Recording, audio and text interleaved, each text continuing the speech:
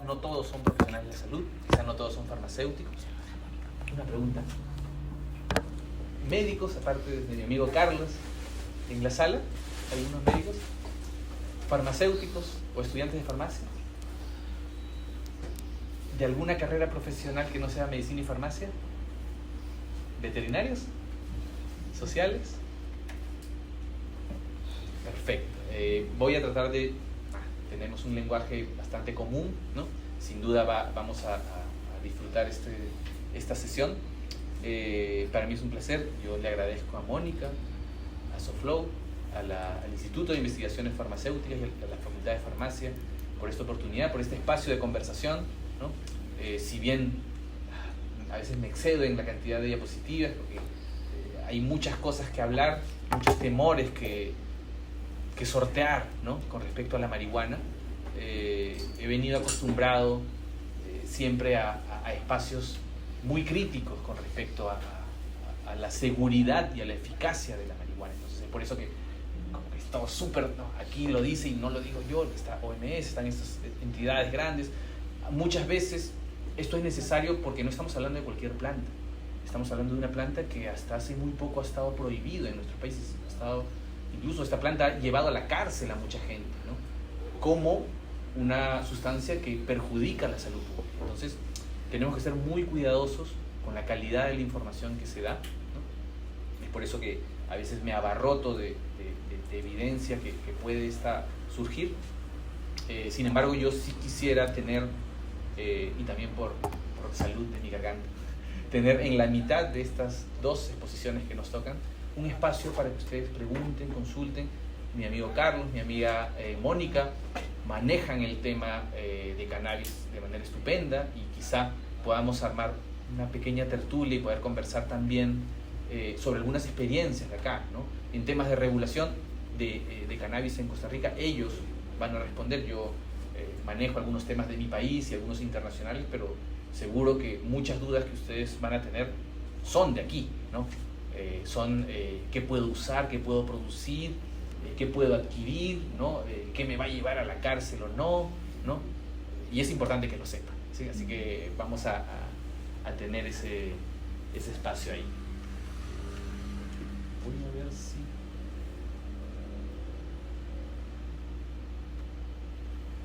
Ahí está.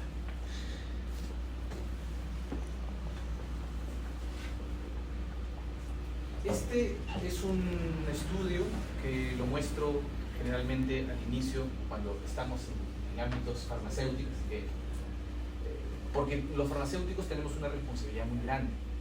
Los médicos pueden prescribir cannabis, ¿sí? Algunas personas nos pueden recomendar su uso, pero finalmente quien se encarga o tenemos esa misión, ¿no?, de darle orientación a la persona sobre no solo medicamentos, sino sobre plantas medicinales, somos los farmacéuticos.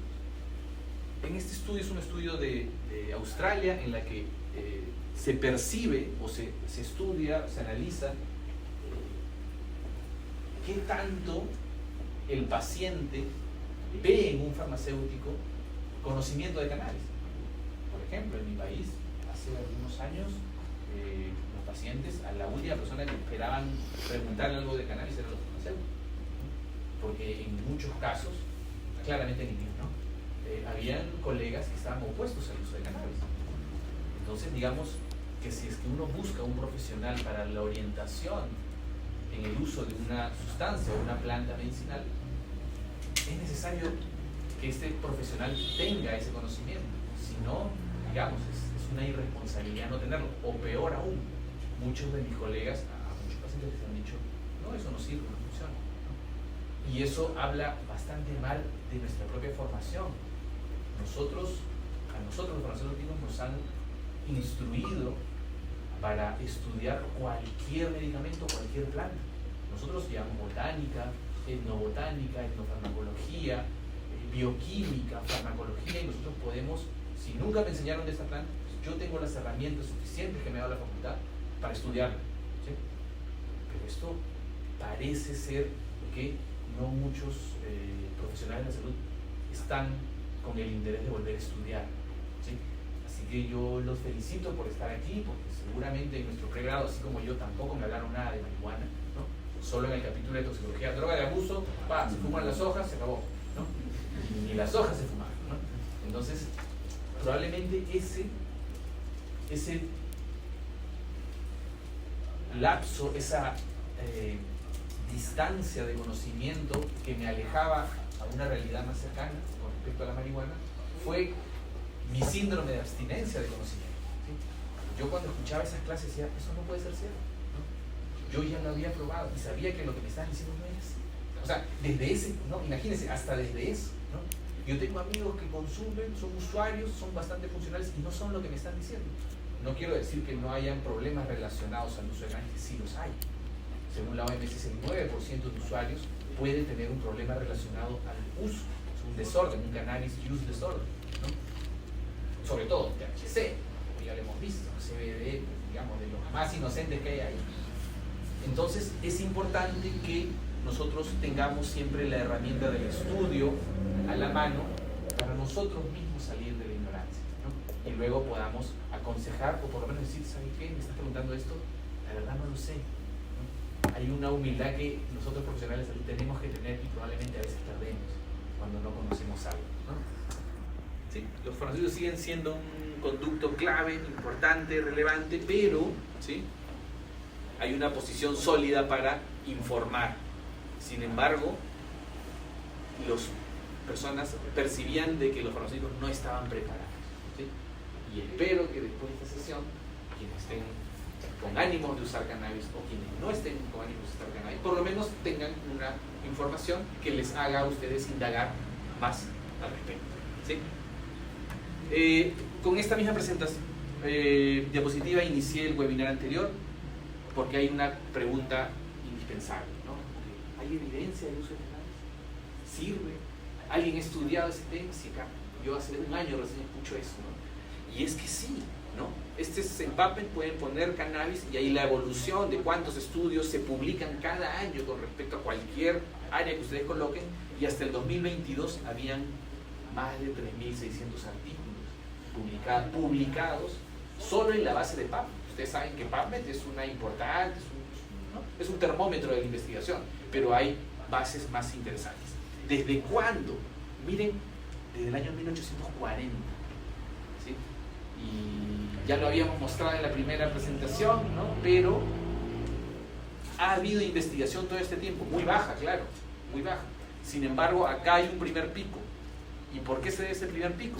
Este pico empieza en el año 64, cuando se aísla y se elucida por completo la estructura química del THC, ¿no? Habían pasado 100 años antes desde que se había elucidado la estructura química de la morfina, pero a nadie le había interesado la marihuana, ¿sí? Desde ahí ya tenemos una brecha de conocimiento. Hay un crecimiento interesante con el aislamiento del THC y el CBD, pero por acá empieza la lucha contra las drogas. Y vean cómo esto redefine la investigación científica de una planta que pasó de ser de uso medicinal en la farmacopea, en la USP, a ser una planta perseguida y prohibida.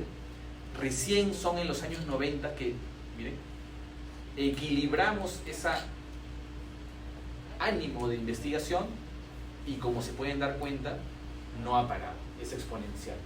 Este año 2023 que cierra, yo lo tenía por allá, está ya en 2.000 artículos y estamos a mitad de año. O sea que sin duda 2023 va a cerrar con más que esta cantidad.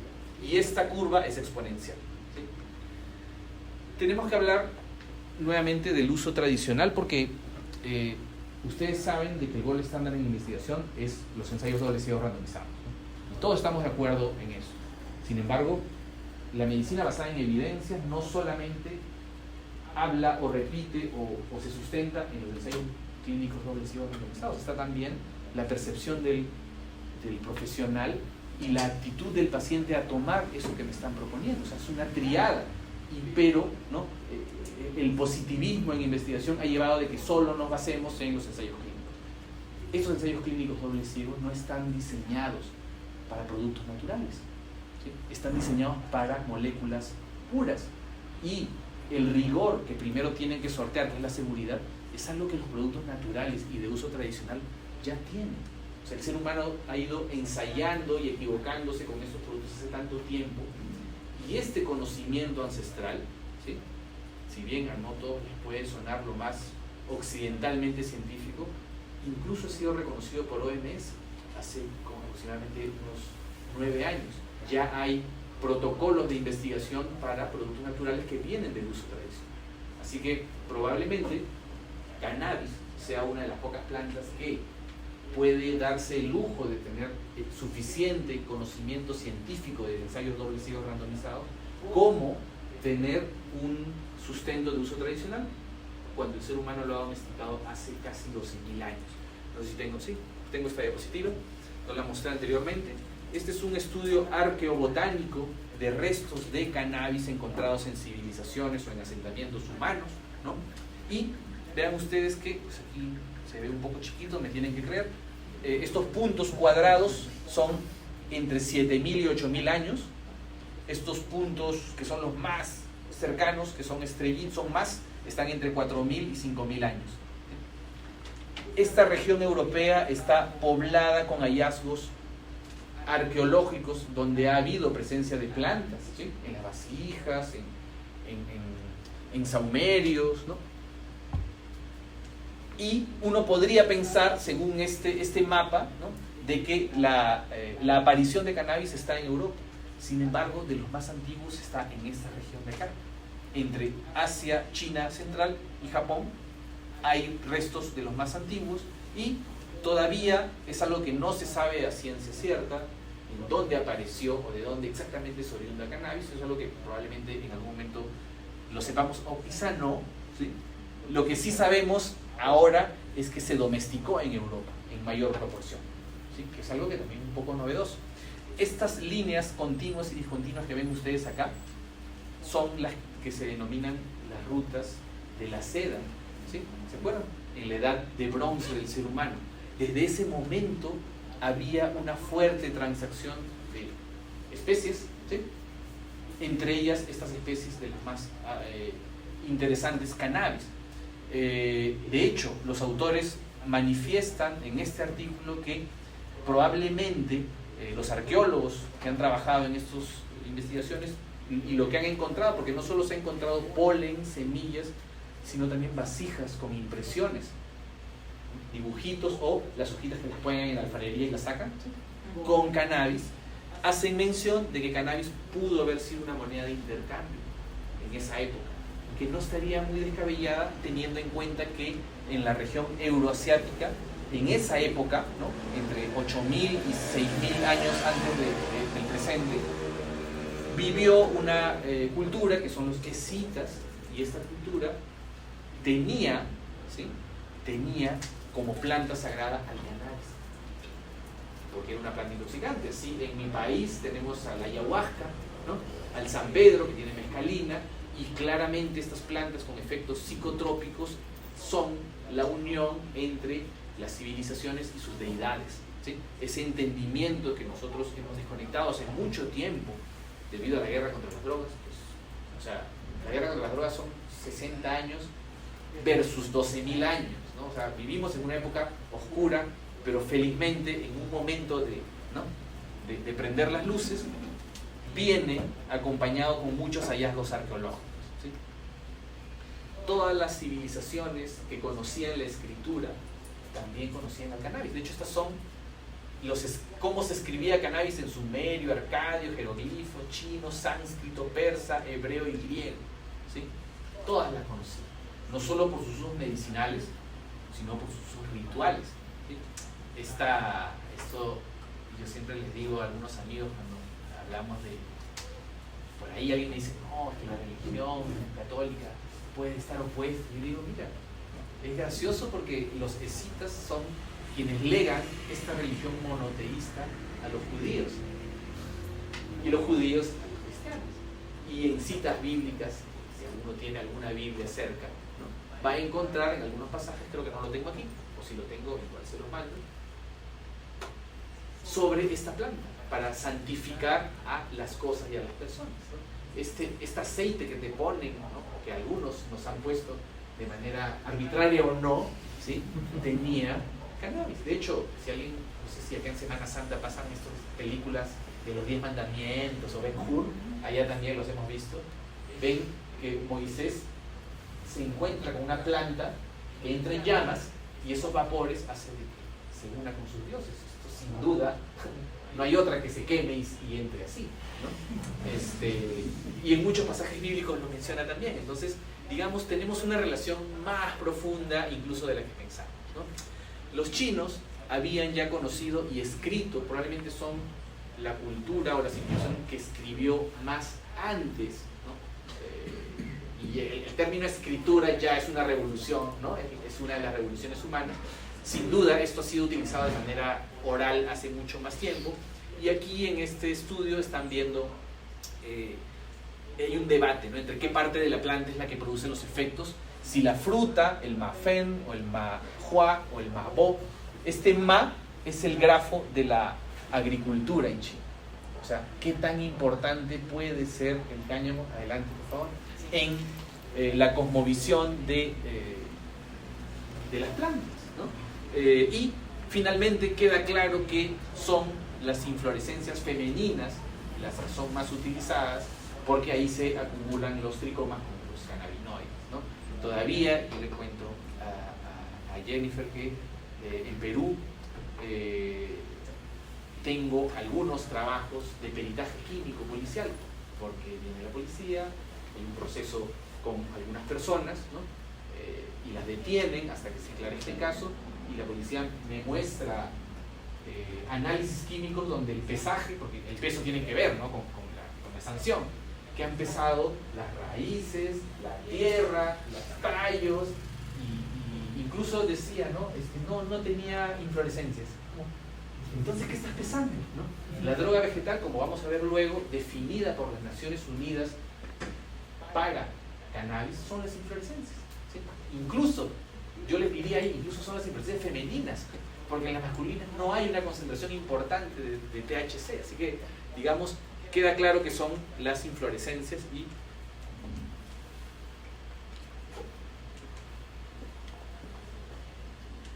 lamentablemente el cannabis no puede ser usado como batería, pero ya, ahora sí, ya, gracias.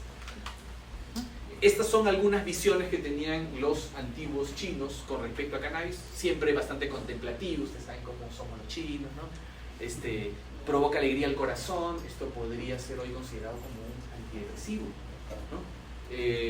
Disipa el viento, alivia el dolor, arregla los espasmos, convulsiones, miren desde qué época, irregularidades menstruales. Hay una fuerte relación entre los cannabinoides y en general femenino, ¿sí? No solo en seres humanos, sino también en mamíferos y cordados, ¿no?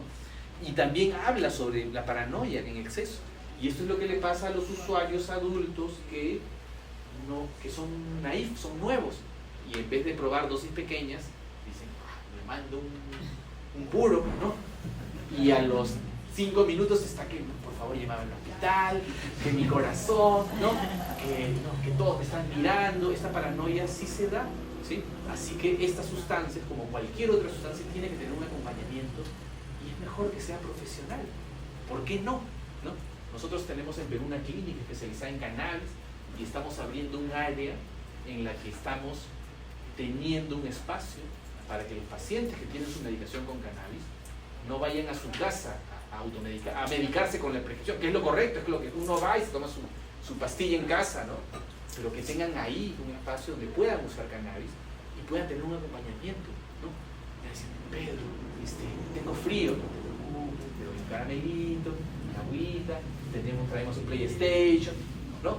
O sea, hay un acompañamiento incluso para usuarios que no son medicinales. ¿Cuánta gente prueba cannabis y por hacerlo a escondidas de sus padres o de su familia termina con paranoia, ¿sí?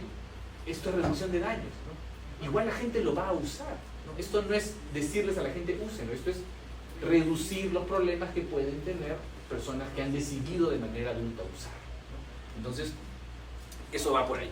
Tanto como los chinos, los indios, algunos años después, 2000 años antes de esta época, tenían en sus áreas médicas Ayurveda, Ayush, Unani, ya descripción de cannabis como antiespasmódico, tónico, afrodisíaco.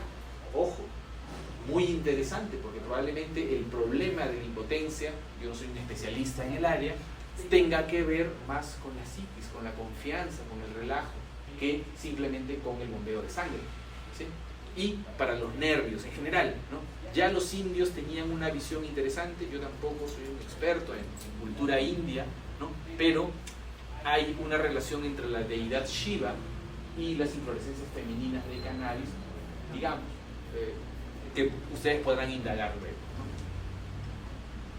Este conocimiento es tan interesante, tan importante, que está, y pese, a ver, ustedes no sé si lo sabían, cuando en 1961 se restringe la comercialización internacional de cannabis, y que de hecho es lo que hoy tenemos, y por eso está prohibido, y por eso hay que sacar licencia y todo, dos países se opusieron, ¿sí?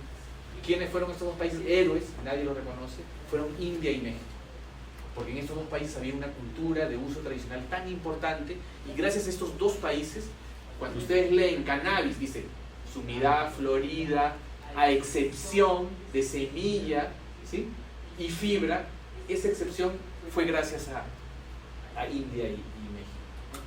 Qué interesante, ¿no? Así que gracias a los mexicanos y los indios todavía tenemos o tuvimos el tema de utilizar las semillas, que no tenían nada que ver con el tema, ¿no? Que tienen el valor nutricional más importante después de la soya, porque tienen todos los aminoácidos esenciales, poder rescatar y recuperar y no perder, ¿no?, a esta planta, ¿no? Vean ustedes, India hasta el día de hoy tiene dentro de su lista esencial de drogas homeopáticas algunas diluciones con cannabis, ¿no? Una evidencia un poco más moderna, ya en Europa, ¿no?, una de las farmacopeas más antiguas que he podido conseguir, ¿no? Aparte de la española, está la de Edimburgo, que es parte luego del Reino Unido, y que luego se convertiría esto en la farmacopea británica, en 1808, ya a cannabis sativa, ¿sí?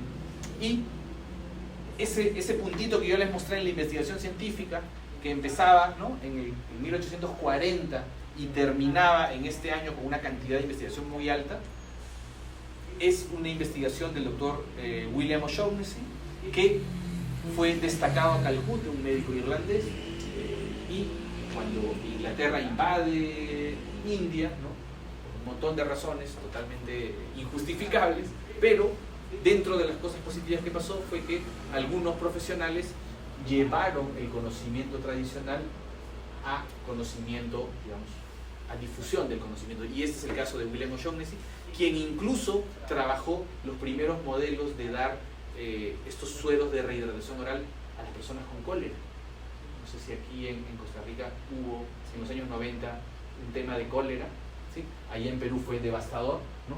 Y a O'Shaughnessy le debemos no solamente el conocimiento de marihuana, sino también para rescatarnos del cólera, ¿no? Si alguien tiene que hacerse un polo marihuanero profesional y científico, ahí está O'Shaughnessy para que lo tengan.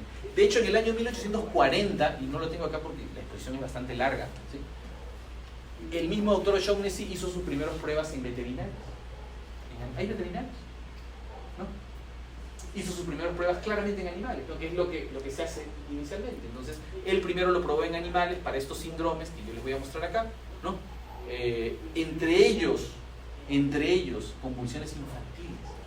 Vean ustedes, ¿no?, mucho se habla de que sí, es una cosa nueva, no lo pruebes, hay cosas ya interesantes, no pongas en riesgo a tus pacientes, porque recién se está conociendo. Esto ha sido publicado en una revista científica en 1840, ¿sí? Y se les daba resina de cannabis directamente a los niños, ¿no? Ahora hay una cosa muy grande, ¿no?, mucho miedo con respecto a algunas sustancias. Sin embargo, no hay ningún problema porque el odontólogo te ponga, ¿no?, la anestesia y termine en condiciones incluso más graves que simplemente el THC, ¿no? Temas sensoriales, ya descrito por otro científico inglés, Russell Reynolds: neuralgia, dolores faciales, neuritis, migraña. Todas estas áreas ya se conocía y se había estudiado para cannabis, o sea, no es una cosa nueva.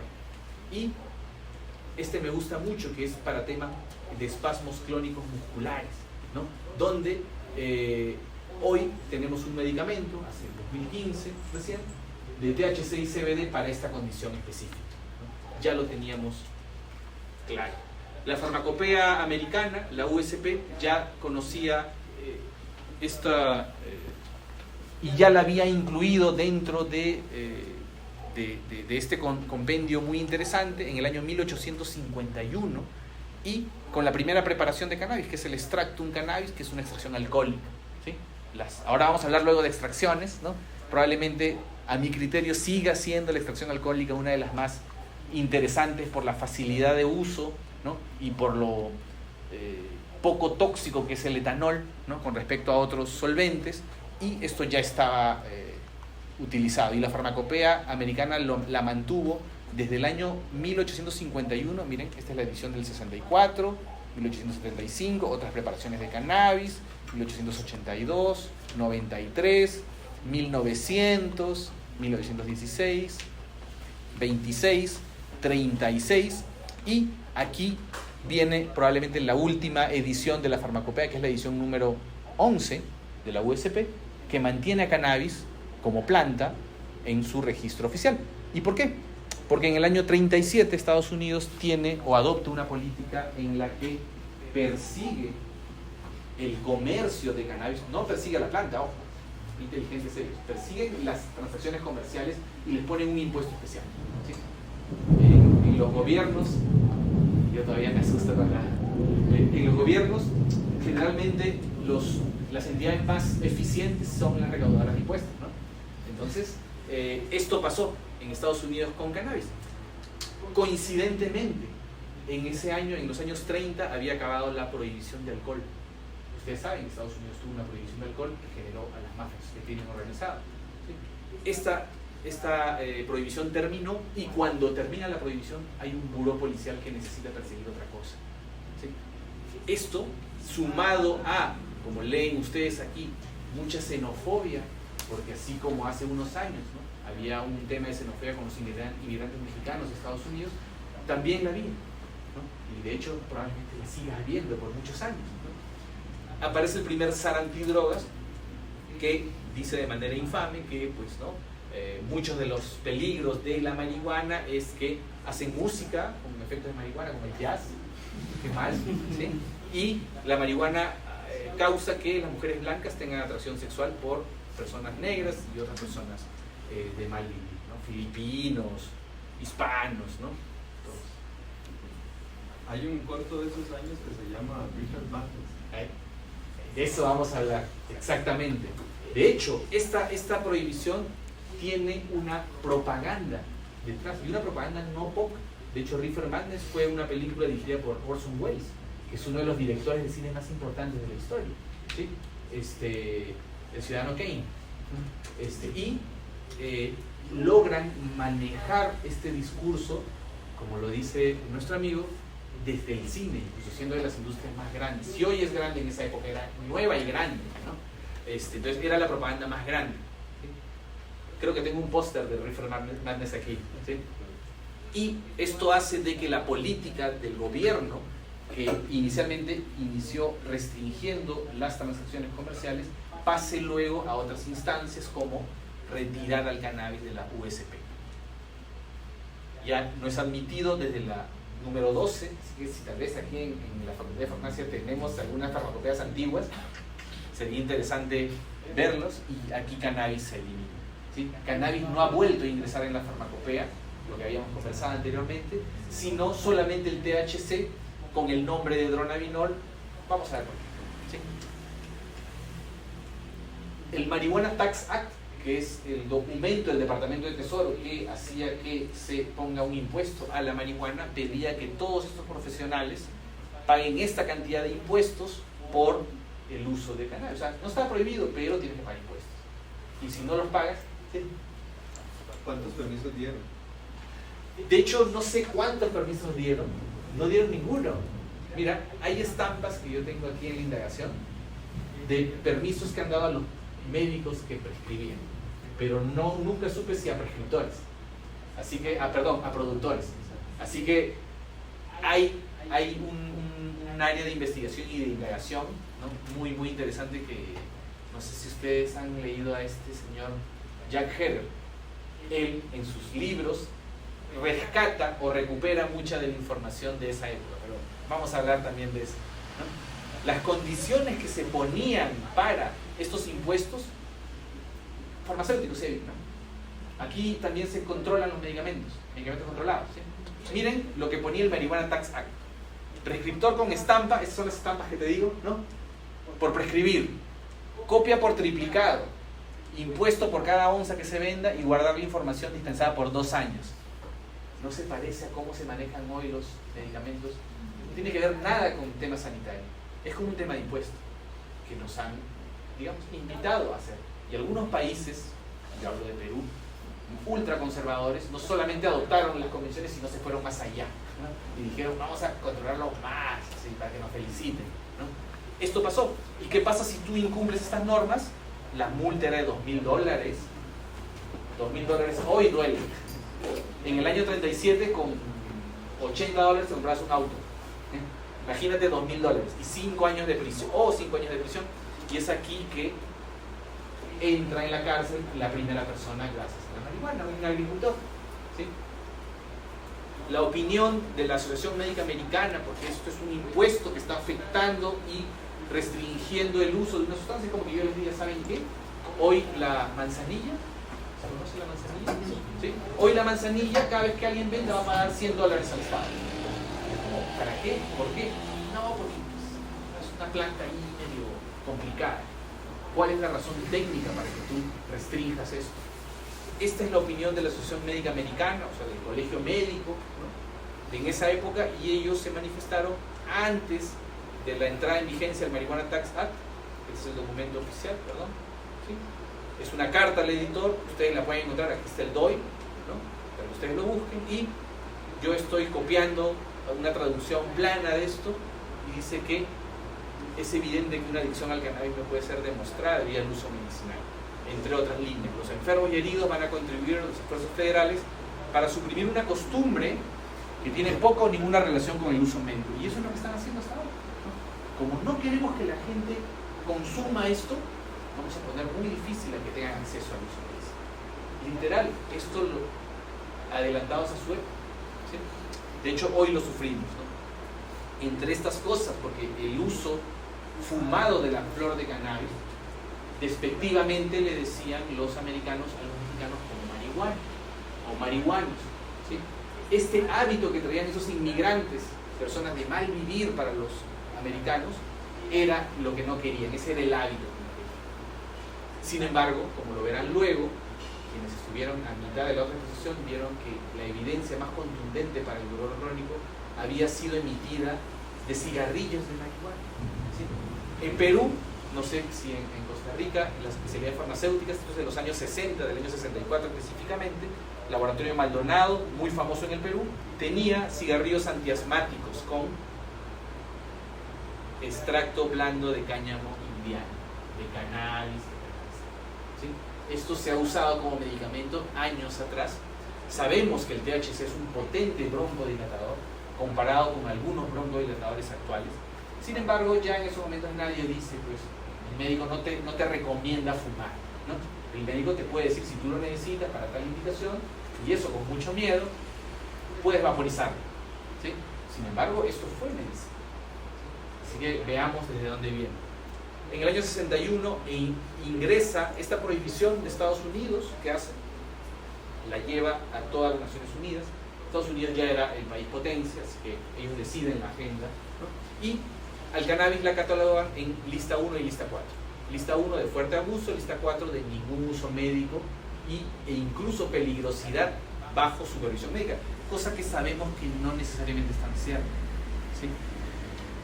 De hecho, eso es algo que ya no había mostrado en la otra presentación. El 2 de diciembre del año 2020, las Naciones Unidas, a consideración de la OMS manda a las Naciones Unidas 8 recomendaciones de reclasificación de la marihuana, de las cuales solo una se aprueba, ¿sí? Esta una que se aprueba es que se saque a la marihuana de la lista 4. La lista 4 son las sustancias o plantas que no tienen valor médico, así que a partir de diciembre de 2020 el mundo acepta que la marihuana tiene un valor médico. Un hito simbólico que en práctica tal vez no ha cambiado muchas cosas, pero muy importante para el estatus y la revaloración de cannabis como una planta medicinal, ¿no? Ya toda esta guerra y la parafernalia que estábamos viendo, miren este póster del periódico El tío Sam pelea contra la nueva amenaza que es la marihuana. Aquí está el póster de Refill Madness, la película de Orson Welles en la cual se estigmatiza a los usuarios adultos, ¿sí? Antes los usuarios adultos de cannabis eran como los usuarios de cualquier otra sustancia, ¿sí? Pero aquí empieza, de hecho nosotros en el diplomado vemos en un curso electivo la película y luego debatimos sobre este fenómeno social de estigmatizar, ¿no? Con, entre comillas, cierto respaldo científico a algo, ¿no? Cómo esto tiene un efecto en la sociedad, ¿no? Marihuana, la ruta al infierno. Es más, no solo hay películas, sino también hay textos de propaganda, entre comillas, pseudocientíficos, que hablan sobre la amenaza que es la marihuana y contains a killer drug, ¿no? O sea, es una droga mortal. Así lo vendían en esa época, cuando nosotros en farmacología sabemos que si nosotros evaluamos el potencial de dependencia versus el ratio de seguridad de las sustancias de abuso, entre comillas, tenemos que cannabis es una de las que tiene un potencial de dependencia muy bajo o moderadamente bajo, y tiene un ratio de seguridad, una ventana de seguridad muy alta. O sea, la dosis, la diferencia entre la dosis efectiva y la dosis letal es demasiado amplia. De hecho, hasta el momento, desde hace 2000 años, ningún ser humano se ha suicidado o ha muerto por intoxicación aguda de cannabis. Y esto es porque, lo veremos luego, no tenemos receptores cannabinoides en el tronco cerebral, que es el área del cerebro que domina la respiración y el ritmo cardíaco. Así que está interesante eso, por lo menos para empezar a saber qué es seguro o qué no. Vamos a hablar de botánica, fitoquímica y farmacotecnia. Así se ve un cogollo de cannabis. ¿Alguien en la sala no ha visto ninguna vez una flor de cannabis? ¿Todos han visto una flor de cannabis en vivo y en directo? ¿Tú nunca has visto? Ah, caramba, ya bueno. Quizá por ahí puede haber una demostración, si tenemos acceso, ¿no? Sin embargo, por temas prácticos, ¿no? Laboratorio, por temas de laboratorio. Así se ve una inflorescencia de cannabis fresca, todavía en la planta, sin secar, y tenemos estos pelitos que son los estigmas y estilos, ¿no? Y tenemos esta como más blanquitos, ¿no? Como si fuera una nieve que ha caído encima, un polito blanco, y que son los tricomas. A 100x, en un microscopio, podemos ver que estos tricomas se ven así, y estos tricomas contienen en su cápside o almacenan a los cannabinoides, que son producto de una ruta biosintética de los terpenos, ¿sí? Cuando alguien huele marihuana, dice, ay, qué olor de marihuana. No está oliendo los cannabinoides, está oliendo los terpenos. En la planta de cannabis tenemos por lo menos unos 200 terpenos. Limoneno, el limón, lavanda, linalol, que tiene la lavanda, mirceno, que tiene el mango o la manga, que también le dicen, ¿no? Y este cóctel de frutas está muy concentrado en el cannabis. Probablemente los terpenos contribuyan a sinergizar los efectos terapéuticos de los cannabinoides. Es una hipótesis interesante que está en mucho proceso de discusión, ¿no? Los cannabinoides vienen a partir de 3 terpenos en específico, los más importantes: geranil pirofosfato. Si se une al ácido liftoico da el ácido cannabigerólico, y si se une al ácido divarínico, el ácido cannabigerovarínico, que diferencia ambos por esta colita de carbones 5 y acá 3. Esa es la diferencia, y que los efectos terapéuticos son diametralmente opuestos, ¿no? Y esta ruta biosintética hace de que estos cannabinoides precursores vayan convirtiéndose en los cannabinoides más clásicos, más conocidos. Y estos cannabinoides tienen, vean ustedes aquí, un grupo carboxil, ¿sí? Este grupo carboxil se encuentra en los cannabinoides que están en la planta fresca, y de ahí viene esto que hay que curar o secar a la planta. Viene el proceso de descarboxilación, y con el tiempo y la temperatura a rangos específicos, mejores que otros, que igual artesanalmente se hace, tradicionalmente se ha hecho, ¿no? Secándose a lugares frescos, en lugares donde no les cae luz. Llegamos a los cannabinoides neutros, que ya no tienen este grupo carboxilo, y estos son, probablemente estos dos son los que tienen más evidencia científica, lo que no quita que estos también tengan evidencia, pero todavía no están al nivel, ¿sí? Simplemente es cosa de tiempo, ¿sí? Y estos cannabinoides, ¿se acuerdan que yo les dije? Cuando se secan, evitar la luz, ¿sí? ¿Por qué?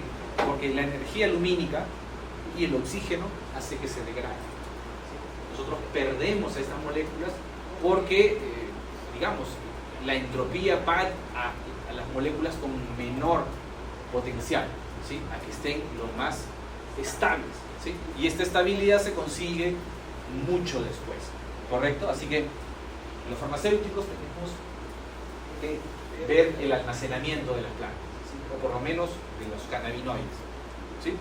Por eso los frascos son opacos, ¿no? Y están sellados, ya saben por qué, ¿sí? Incluso si ustedes quisieran obtener alguno de estos metabolitos, pues cuando se les expone a la luz, ¿no? O cuando se les expone oxígeno, podríamos tener un incremento de estos, ¿no? El THC y los cannabinoides no se encuentran en órganos que no sean aéreos, perdón, por tanto, no, ¿sí? Sino son partes aéreas de defensa de la planta. La raíz no está expuesto al aire, así que no hay cannabinoides ahí, por lo menos no en cantidades suficientes, ¿no? Hay una cantidad quizá muy pequeña por la circulación, ¿sí? Lo que sí tienen las raíces son los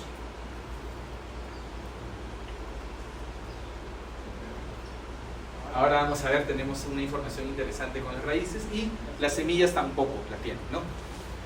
Tallos, hojas, inflorescencias con semillas, y finalmente las sin semillas, porque ahí la planta va a proteger al máximo, ¿sí? Hay tricomas distintos.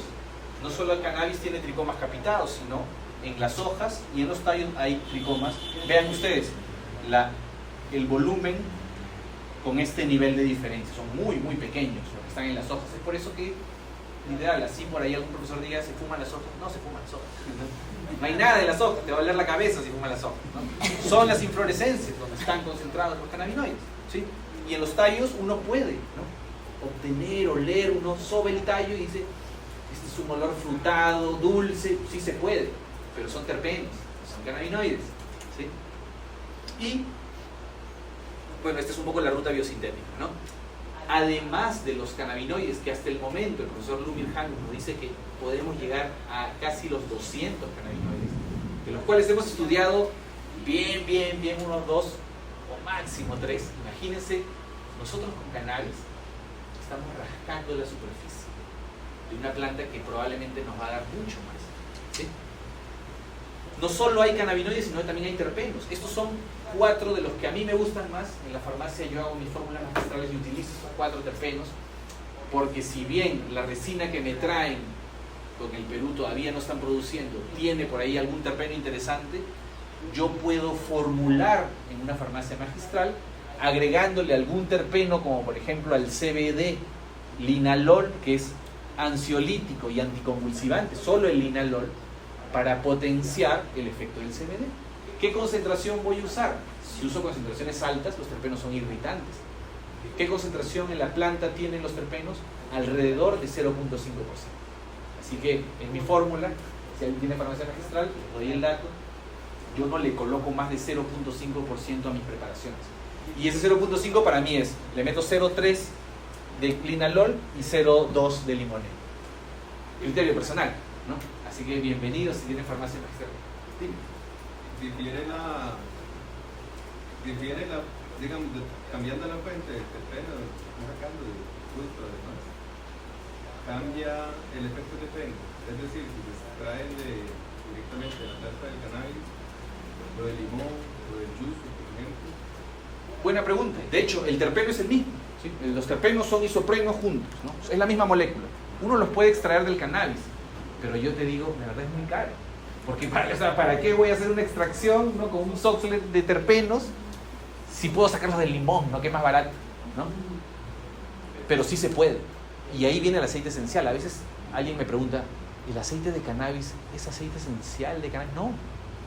Es en el aceite de cannabis lo que tenemos es resina de cannabis diluida en un vehículo que puede ser aceite de oliva, que es la que yo uso, ¿no? En mis formulaciones magistrales, la de MTC, que también es muy interesante, o la de ajonjolí, ¿no? Entonces, digamos, si hacemos aceite esencial de cannabis, sí, pero el rendimiento es tan bajo que no vale la pena utilizar una planta tan valiosa para sacar terpenos.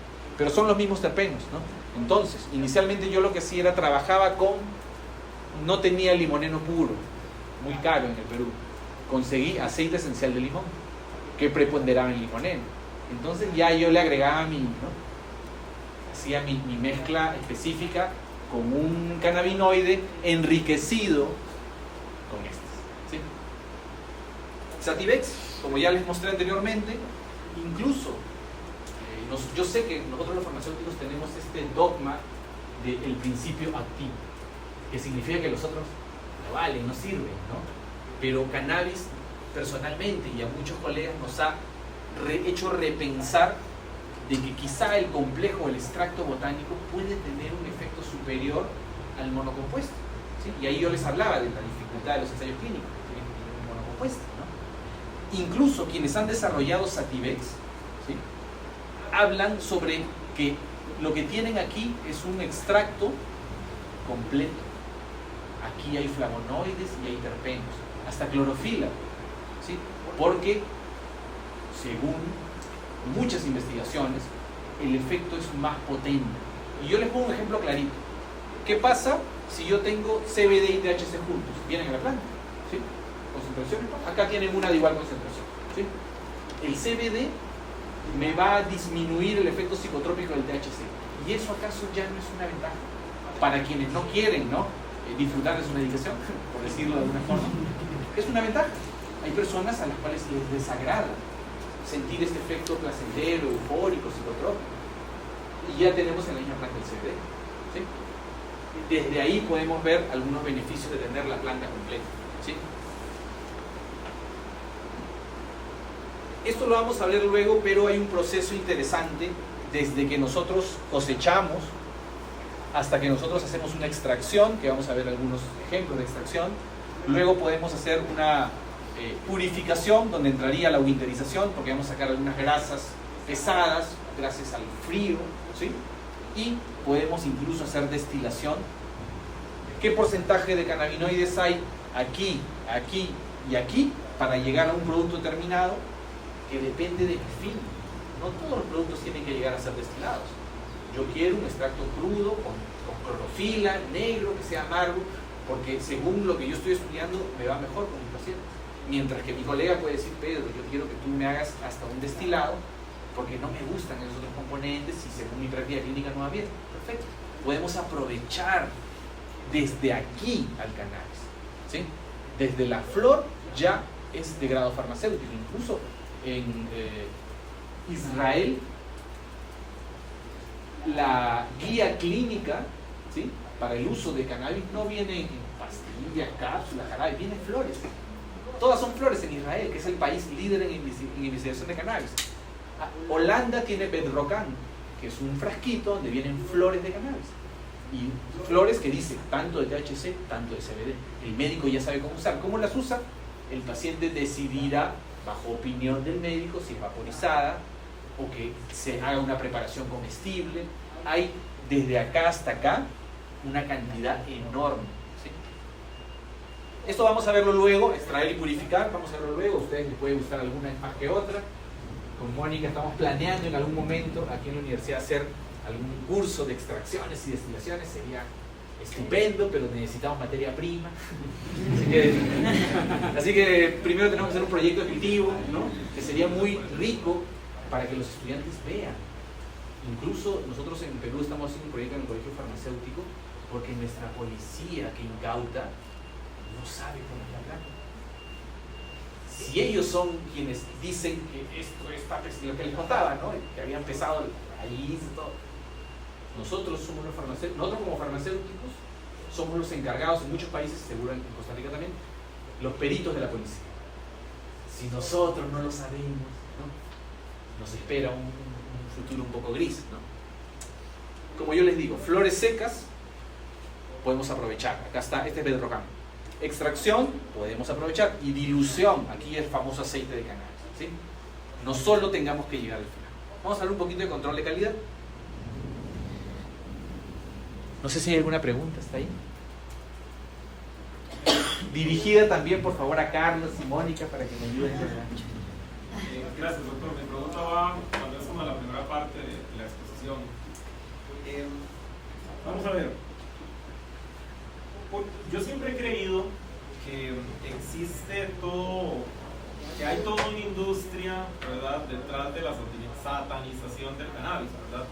De hecho, yo tendería a sospechar que incluso las mismas empresas farmacéuticas pues ven en el cannabis una competencia, ¿verdad? De esto no tengo pruebas, tampoco dudas, ¿verdad? Pero le pregunto a usted, doctor, ¿usted cree que detrás de toda la satanización del cannabis hay una industria poderosa, hay una cúpula de poder? Un interés. Un interés. Solo por ser, ¿no? Sí. Le voy a pasar luego la pregunta a Carlos también, pero yo tengo una opinión, no sé si sea particular. Yo soy testigo de cómo en Perú se reguló. Desde que conocí a las asociaciones de pacientes, cuando no había ley, cuando ellos cultivaban sus plantas y la policía los intervino y los denunció como tráfico de drogas, mamás, señoras, con sus niños con epilepsia, a la comisaría con la policía.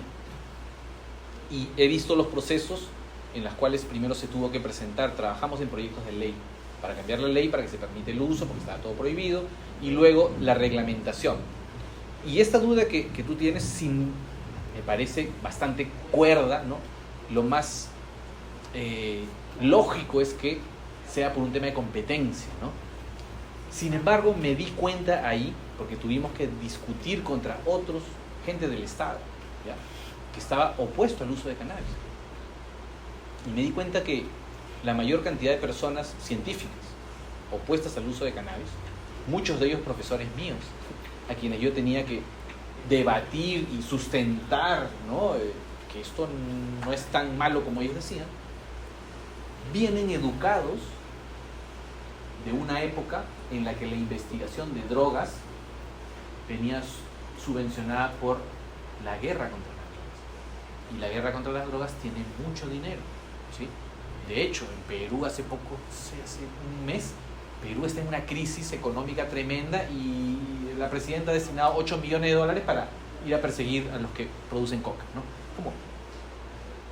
Es muy interesante cómo esta política de drogas y la lucha contra las drogas, y que personalmente, fuera de la opinión de la universidad, asumo mi responsabilidad, creo que tiene que ver mucho con que hay algunos países que también utilizan el contexto de la lucha contra las drogas para entrar militarmente a otros países. Lo sospecho, no tengo pruebas ni tampoco dudas. Entonces, por otro lado, eso es un poco es mi opinión sobre cuál es el interés. ¿Qué pasa con este sector de científicos que vienen con el pensamiento de que el objetivo de la investigación es buscar los peligros de la droga, de la marihuana, en este piso? Es que ellos han venido educando una cantidad de gente y ellos hoy tienen puestos importantes.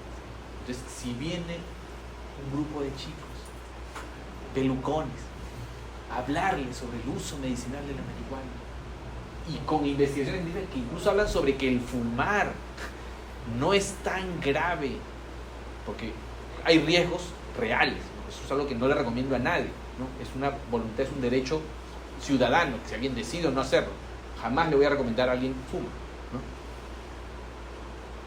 Por otro lado, tenemos a la industria farmacéutica, que siempre es bien vista mal, sin duda. Alguien ve la película El jardinero fiel, entra claramente de que, claro, esta industria no es muy humana, no necesariamente. Sin embargo, las investigaciones científicas para esos medicamentos que te muestro, que son el nivel de evidencia más grande, que hoy me permiten decirles, señores, es concluyente que el cannabis sirve para estas áreas, pero son gracias a la industria. Entonces, yo creo que hoy la industria farmacéutica está si bien aprovechando un área nueva, está invirtiendo en mucha investigación que cuesta dinero, y yo le veo la parte ahí benigna, ¿no? De que ellos, si bien van a generar investigación e información válida por quienes les gusta o no cannabis, ¿sí? Ellos no van a poder patentar esas moléculas, porque no se pueden patentar moléculas naturales. O sea, no estoy diciendo que la industria farmacéutica es una beneficencia. Sí, van a obtener luego recursos de esto, como cualquier, como que yo que estudio el banano y digo que me sirve para tal enfermedad, invierto dinero y tengo que venderlo, ¿no? Pues a menos que me lo auspicie el Estado, no sé, cosas que no hacen, ¿no? Entonces yo tengo esa visión, ¿no? Por lo que he visto y por lo que vengo estudiando, agradezco mucho a la industria farmacéutica de toda la evidencia que ha podido sustentar, ¿no? Actualmente las líneas de investigación que yo tengo, que les voy a mostrar algunos puntuales que tengo, nos financiamos nosotros mismos, porque nada, en Perú no hay ni siquiera industria, ¿no? Pero gracias a la industria farmacéutica en cannabis sabemos de agonistas farmacológicos, de antagonistas farmacológicos. De hecho, las principales moléculas que sirven para hacer luego investigaciones clínicas son desarrolladas por Pfizer, por Glaxo. No te imaginas la cantidad de industria farmacéutica que hay detrás de eso, invirtiendo un montón de dinero, y al final no van a poder patentar muchas cosas. Entonces, esa es mi opinión. No sé si tú, Carlos, tienes una opinión distinta. Carlos ejerce, Carlos es médico de cannabis, un experto, especialista también. No sé si compartes en algo. Gracias, no. Gusto verte. Sí, a mi parecer, pues también viene a raíz de la forma en la que los Estados Unidos, que es la potencia mundial que genera el control realmente de estas sustancias a nivel mundial, ¿verdad?, ha promovido su propia ideología a través de toda su existencia. Los Estados Unidos, a través de la guerra, han promovido sus intereses en la globalización de su cultura. Entonces, realmente la guerra contra las drogas nació a partir de el movimiento contra cultura que iba en contra de la guerra en Vietnam. Entonces fue en los 70 cuando se aprobó el Controlled Substance Act, o el Acta de las Sustancias Controladas por Nixon, ¿verdad? Y esto fue lo que creó estas listas de estas sustancias. Entonces, ¿qué fue lo que se hizo? Fue prohibirse este tipo de sustancias que alteran la conciencia, hacen que las personas piensen las cosas de una manera diferente y que también se pregunten las cosas que, digamos, están pasando alrededor de la sociedad, para, digamos, frenar un poco ese movimiento contra la cultura. Y lo lograron, realmente, ¿verdad? Incluso los científicos, los profesores, los médicos, psicólogos y demás que estaban llevando adelante estas sustancias fueron encarcelados y muchas de estas, ¿verdad?, silenciados por el gobierno. Entonces, incluso para poder sacar a cualquiera de estas sustancias de la lista 1 de sustancias controladas, pues realmente tiene que pasar por un proceso larguísimo y súper engorroso que ningún gobierno ha podido hacer a través de los años, incluso de 40 años que se ha hecho eso. Entonces, las farmacéuticas, como dice el doctor, pues muy acertadamente, realmente son muy satanizadas muchas veces porque pues, lo que pasa es que es una empresa, ¿verdad? Son empresas y son empresas que lo que priorizan es el capital y la ganancia económica por encima de el bienestar del ser humano. Pero eso no quiere decir necesariamente que son satánicas, simplemente quiere decir que sus prioridades son otras, ¿verdad? Entonces, si yo tuviera que decir de dónde viene el control y de dónde viene también, digamos, la satanización de la planta, muy probablemente tiene que ver con el aspecto ideológico y las relaciones también, digamos, diplomáticas extranjeras, relaciones, digamos, extranjeras con otros países de los Estados Unidos. Espero que opiniones, igual, ¿no? No somos dueños de la verdad, pero desde ahí lo vemos, ¿no? Desde ahí lo vemos. Bueno, vamos a hablar un poquito de control de calidad, ¿sí?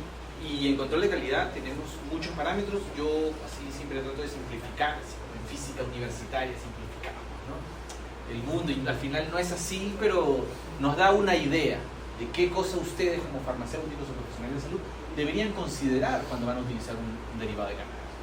Lo primero es la potencia de cannabinoides. ¿Cuánto hay?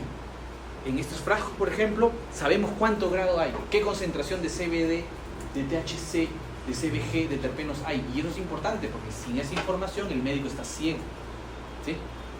Hay recetas en Perú que nos llegan a la farmacia y dice aceite de cannabis, una gota en la mañana y una en la noche. Ya.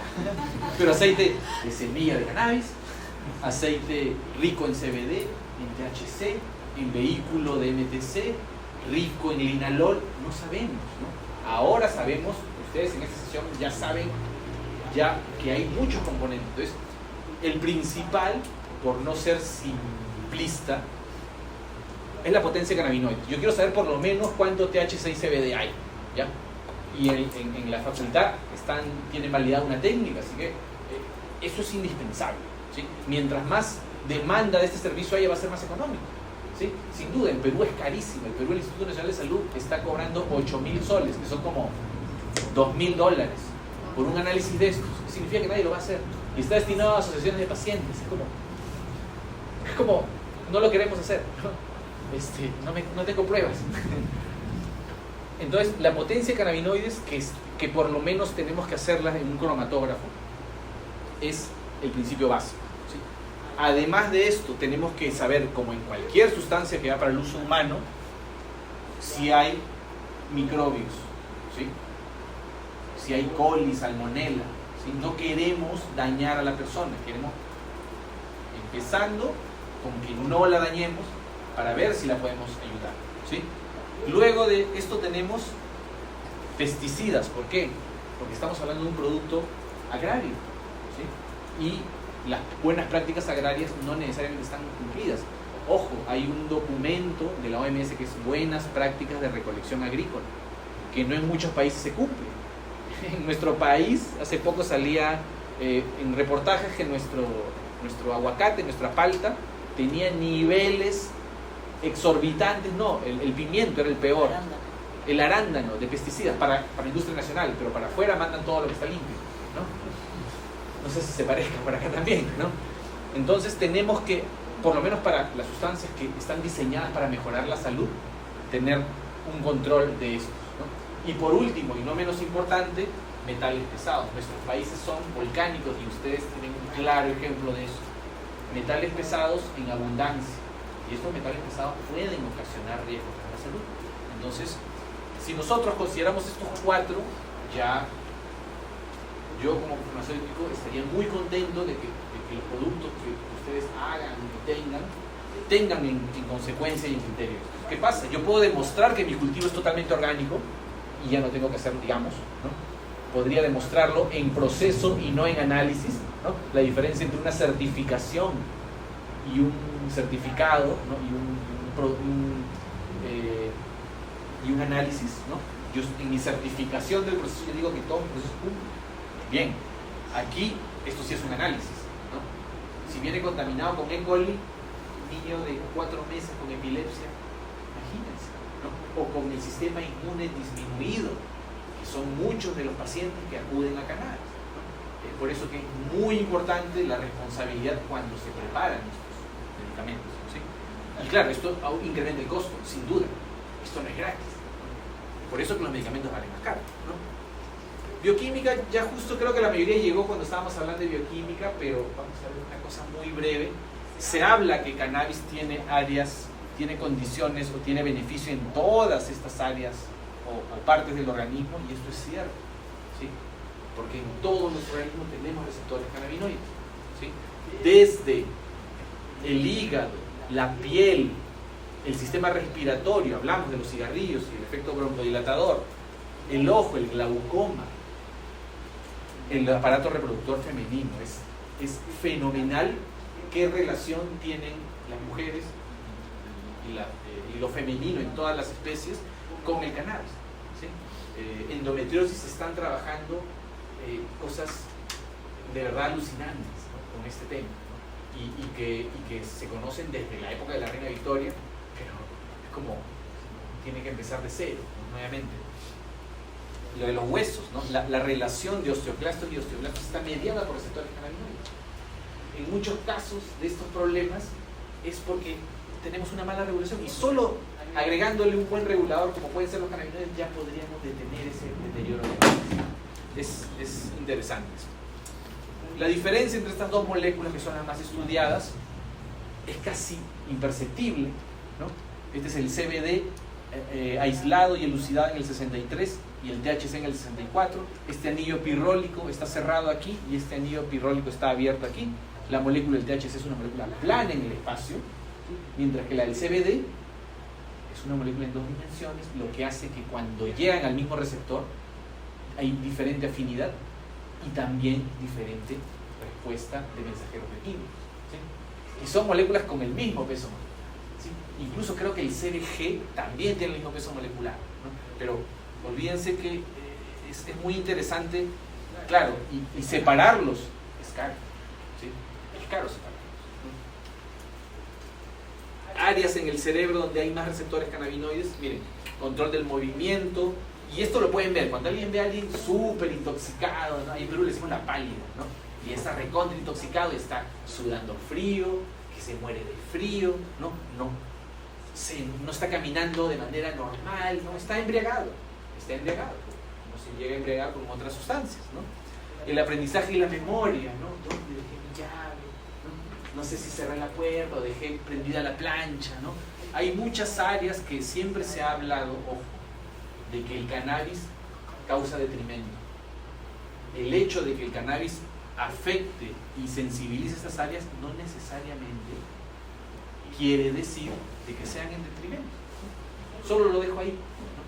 Y claro, ¿por qué la gente tiene placer? Porque tenemos receptores en el núcleo caudado, ¿no? Y el núcleo caudado, ojo, es tan importante porque las sensaciones y situaciones que le generan placer al ser humano generalmente son sensaciones y situaciones beneficiosas para el especie, como por ejemplo comer. Yo tengo hambre, cuando como me da placer, porque si no como, me muero, ¿no? Hay un estudio interesante con ratones, con cannabis. El sexo es tan placentero que la gente termina pues, rompiendo las planificaciones familiares. Puedo dar fe de eso, ¿no? Entonces, estas cosas que generan placer no necesariamente son malas. Lo decía de alguna forma Carlos, ¿no? El hecho de generar o abrir perspectivas de la mente, que en este caso son placenteras, no necesariamente es malo, ¿sí? No necesaria, se entiende hasta donde lo dije, ¿no? Tenemos áreas en el cuerpo humano donde hay receptores cannabinoides, literal en todo nuestro cuerpo, ¿sí? Psoriasis, CBD, piel. Carlos, ¿has tenido gente con psoriasis? Claro, sí, es súper bueno, incluso también para reacciones atópicas. Dermatitis atópicas, el CBD va súper bien, ¿no? En la piel tenemos receptores cannabinoides, en el sistema digestivo, ¿sí? Causante, probablemente cuando hay un órgano que está más relacionado con el cerebro o el sistema nervioso, es el sistema digestivo, ¿sí? Los músculos, los huesos que hablamos, y sobre todo en el cerebro, ¿no? Y es que tenemos una relación muy profunda del ser humano. La planta de cannabis tiene una relación muy profunda con el ser humano y probablemente sea la razón por la que la hemos rescatado y la hemos mantenido por tanto tiempo con selección doméstica. Nosotros hemos ido aprovechando de la planta de cannabis lo que a nosotros nos conviene. Si quiero una planta que me dé fibra para hacer telas, con esas telas venir desde Europa a América en las carabelas, las carabelas están con telas de cáñamo, ¿no? En ese momento el ser humano se dio cuenta que esas fibras eran resistentes y empezó a seleccionar las variedades que crecían más alto y producían más fibras. En India, por ejemplo, los utilizaban de manera intoxicante para rituales y para temas medicinales también. Entonces, hay una relación tan grande y yo no le atribuyo a la religión, ¿no? al tema espiritual. Dios puso ahí esa planta para que el hombre la fume, ¿no? Me cuesta, como escéptico, me cuesta mucho pensarlo, pero no quita de que yo pueda entender que en ese momento esa civilización pudo concebir esa relación tan estrecha como algo casi divino, ¿no? Y la verdad es que nosotros, todos los mamíferos y cordados, tenemos moléculas como esta, la araquidonoiletanolamida, que viene de la ruta del ácido araquidónico, que encajan en estos receptores. Nosotros mismos tenemos nuestro propio cannabis, ¿sí? Y cuando nos falta nuestro cannabis, el ser humano inteligentemente se dio cuenta que lo podía tomar de esa planta, ¿sí? Y así, y esa es la historia. El ser humano se dio cuenta que le faltaba y cuando la consumía se sentía bien, ¿sí? Y así, esa es la razón de las plantas medicinales, ¿sí? Esto pasó con el cannabis, ¿no? Y estos dos investigadores, yo tengo el honor, Carlos también, de conocer al profesor Lumir Janus, él descubrió la anandamida, ¿no? Si es que alguien tuviera que tener un premio Nobel después del profesor Mechula que se fue, probablemente sea el doctor Ludwig Harris, ¿no? Gracias a él, porque ya conocíamos al THC, ya conocíamos a los receptores cannabinoides aislados en los años 90, conocíamos a las enzimas que producían o degradaban algo, y ese algo es esa pieza, ¿sí? Así que De hecho, le hice una entrevista de 20 minutos al doctor Harris. Me lo voy a postar mostrando. Hay que compartirla luego para este grupo ahí interesados. Anandamida, Ananda significa bienestar en sánscrito, entonces es la molécula del bienestar humano. Se secreta en diferentes momentos de la vida, Sí. especialmente el ejercicio, la meditación, el yoga y las relaciones sexuales por medio de orgasmo. Ahí está. Buenas prácticas de salud. Y otras moléculas, aparte de la anandamida, tienen esta condición. Si ustedes se dan cuenta, yo no sé si lo tengo en esta diapositiva. Caramba, no la tengo aquí. Pero esta molécula, que es la anandamida, no se parece al THC. Mis amigos químicos dirán, oye Pedro, no se parece. Es que nosotros las escribimos o las dibujamos en dos planos según la convención que tenemos, ¿no? Desde Lewis hasta ahora. Pero esta molécula con el THC, y si tengo tiempo les voy a mostrar un artículo muy interesante de modelación computacional de estas dos moléculas, en el espacio no se parecen tanto, pero los puntos donde tenemos grupos funcionales, ¿sí?, en estas dos moléculas, que si bien no se parecen tanto, son muy parecidos, ¿sí? Donde está el OH aquí, también está aquí, y donde está el carbonil aquí, también está aquí. Entonces no se parecen tanto, pero encajan y hacen que el receptor cannabinoide funcione mejor. Es tan interesante el cannabis que el cannabis tiene más afinidad por el receptor CB1 que la misma anandamida. O sea, la planta ha producido una molécula más eficiente que nuestro organismo. Algo de divino debe haber ahí, ¿no? Este es un modelo muy sencillo, pues, y es que las neuronas, en el CB1, que modula todo el sistema nervioso, el receptor de las neuronas postsinápticas, cuando se dan cuenta que la señal ha sido enviada de manera deficiente, en exceso, en déficit o en momentos donde no hay, le avisa produciendo la anandamida y otros endocannabinoides a la neurona presináptica, y la neurona presináptica también de su núcleo celular expresa a los receptores. Los endocannabinoides no están almacenados como los neurotransmisores. Esto es muy interesante. No es que van en vacuolas al lugar donde se necesitan. Se sintetizan en el momento que se necesitan y cuando el cuerpo se da cuenta que hay una enfermedad. Es un sistema de homeostasis profundo que tenemos, ¿no? Y químicamente, más o menos es así. Este es el receptor cannabinoide CB1 que cuando es agonizado disminuye la concentración de adenilato ciclasa, lo que hace de que el calcio sea bloqueado en su ingreso, o sea, hay menos afinidad para que el calcio sea bombeado dentro y aumenta la velocidad de expulsión del potasio. Esto hace de que la célula tenga una polarización distinta. Eso distinto en la polarización se maneja, creo que este es un video un poco más largo, pero es prácticamente lo mismo, solo explicado por gringos. Esto hace que, sobre todo en las células nerviosas GABAérgicas de inhibición, se detenga, ¿no?, y se inhiba, y también puede inhibir a las células glutamatérgicas, que son de activación. Entonces, tenemos a los dos sistemas donde podemos regularlos de manera completa, ¿no? Así que esto hace, yo sé que una clase de bioquímica probablemente sería interesante hacerla a profundidad, pero tendríamos que avanzar con unas cosas más antes. Y algo que les quiero mostrar, es que creo que ya ustedes estaban aquí, es que este es el artículo que yo les mostré del año 1840. ¿Sí? Miren, 1840, el primero en PubMed hablar de marihuana, y es el mismo doctor O'Shaughnessy que no evalúa humanos sino animales. Así que a mis amigos veterinarios, que hay una fuerte movida de veterinarios que usan cannabis, claro, si para el humano hay evidencia, imagínense la que hay para animales, ¿no? Y él estudió efectos terapéuticos primero en animales, ¿no? Es muy interesante. Y esto ya, creo que ya estaban aquí cuando les mencioné esto, ¿no? La evidencia científica va desde los grados más bajos, opinión de expertos, que todos eran siempre de los expertos opuestos a cannabis, ¿no? Pero los casos como el de Charlotte Figi que ustedes les recomiendo que vean este documental de la CNN, ¿sí?